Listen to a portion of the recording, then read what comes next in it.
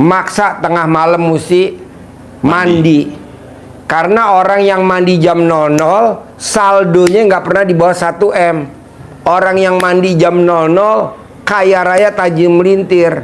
Orang yang bangun jam 00 mandi senyum apalagi baca Quran, wow, ucapannya pasti mantap. Ini udah dipraktekin sama orang Yahudi. Coba sedikit truk. Ya, ini mandi, terkait dengan mandi dan baca Quran itu Pak Habibie bercerita. Waktu kuliah di Jerman, Pak Habibie tidak pernah ranking 1. Dia selalu ranking 3. Siapa ranking satunya? Temennya Yahudi laki-laki. Yang kedua, temennya Yahudi yang perempuan. Pak Habibie ranking 3. Padahal menurut Pak Habibie apa yang dia kerjakan presentasinya sudah terbaik. Penasaran Pak Habibie, cari tahu kenapa dia harus ranking 1. Setelah tahu Pak Habibie menangis. Karena tahu itu harusnya dia yang melakukan. Tapi kenapa harus orang Yahudi yang melakukan? Apa yang dilakukan oleh orang Yahudi? Temannya Pak Habibie ranking 1-2. Dia bangunnya jam 00, mandi, baca Al-Quran. Orang Yahudi, Pak Habibie heran, ditanya, bener kau baca ini? Ini kitab gue, ini kitab saya. Iya, kitabmu, tapi orang-orang teman-temanmu nggak yakin. Saya yakin tentang itu. Akhirnya Pak Habibie pulang. Kalau Pak Habibie bangunnya sepertiga malam, 3:30, bangunnya wudhu, sholat tahajud, belajar yang dikejar. Dia nggak belajarnya. Nah, setelah tahu temannya ranking 1 seperti itu, dibalik 180 derajat. Bangun ikut jam 00, mandi, sholat, baca Quran, sehingga ada nilai plus.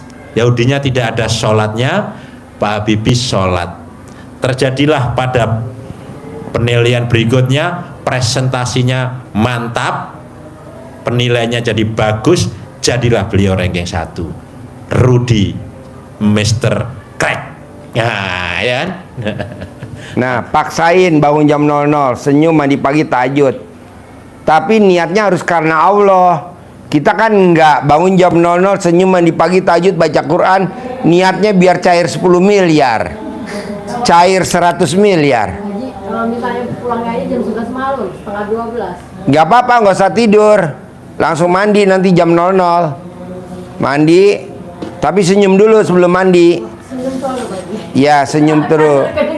Senyum terus. Senyum. Mandi, tahajud, baca Quran. Baca Quran tuh yang agak ini sih, agak...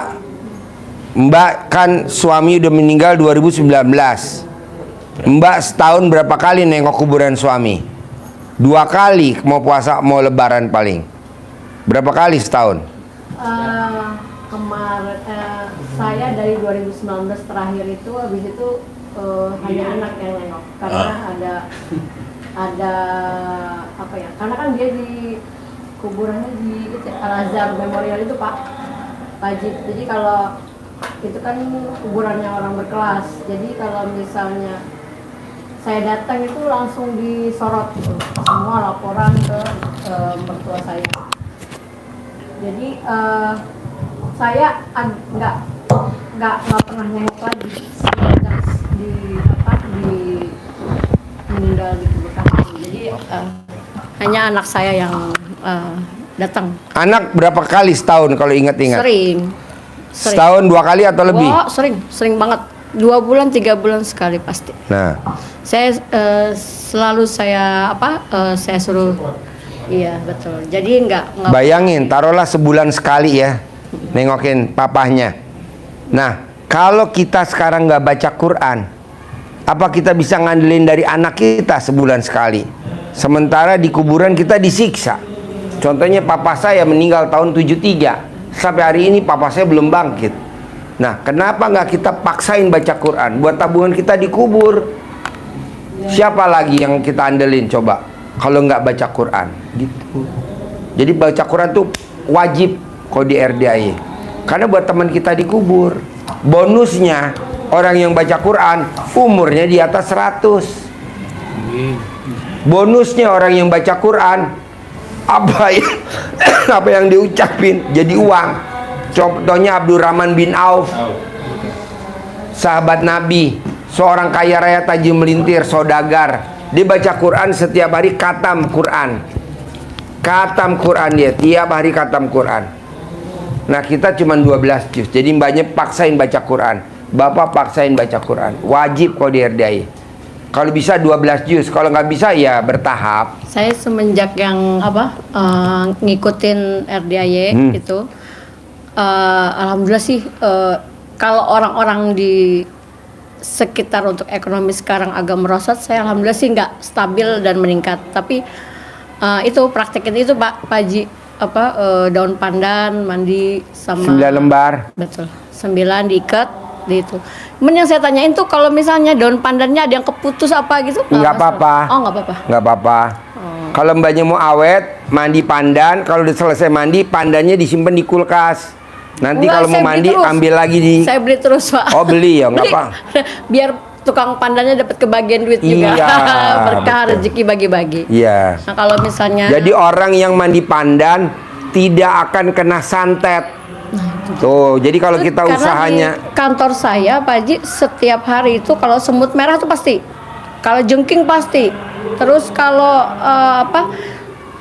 saya tuh punya, kebetulan saya si ayam, saya beli ayam cemani apa segala macam, semua merek ayam saya beli sampai berapa pasang, sepasang sampai berapapun saya beli itu, ada yang 2 juta beli, ada yang 1,5 juta beli aja gitu. Tapi nanti hilang, ada yang mati, sampai ada piara kucing mati, kucing 12 juta beli mati. Jadi saya nggak pernah mau ngambil pusing harga atau apa sih, nggak masalah. Cuman kalau ini pengusaha mesti punya piaraan, Mbak. iya makanya saya Kalau bilang, ini kok pengusaha orang mesti punya ini gitu, piaraan. rajin banget gitu Ya. nengokin saya kayaknya. Sayang banget kayaknya tiap hari sama saya nengokin. Iya, jadi mbaknya mesti gitu. piara. Minimal burung harus punya, ayam punya. Ayam sih saya. Iya, buat piara. Jadi kalau ada serangan, mau nembak mbaknya kena ke binatang dulu. Betul, itu saya rasakan tuh dari 2000-an, tahun 2000 sampai sekarang masih Pak. Nggak Itu apa-apa. sampai yang meninggal. Itu berarti saya kalau ayamnya mati beli lagi Ya, gitu. beli lagi. Nanti kalau mbaknya mau tolak bala, ngepel lantainya, siram depan rumahnya tuh pakai air cebokan mbaknya yang udah direndam pakai pandan. Nanti kalau ada yang nyantet, maunya apa, mbaknya mati, ntar dia dulu yang mati dulu. Jadi berbalik, tek tok, kayak orang main karambol, tek tok, baru Itu, masuk ke lubang. Setiap hari Banyak tuh, cebok, iya, alat setiap kelaminnya hari. ini. Setiap hari ya. Tiap hari. Nanti air cebokannya direndam pakai pandan 9 lembar. Nah, airnya ini disiramin di depan showroomnya. Nanti kalau ada orang yang jahat, balik lagi ke yang bikin, balik lagi ke yang pesen. Itu dasarnya pandan.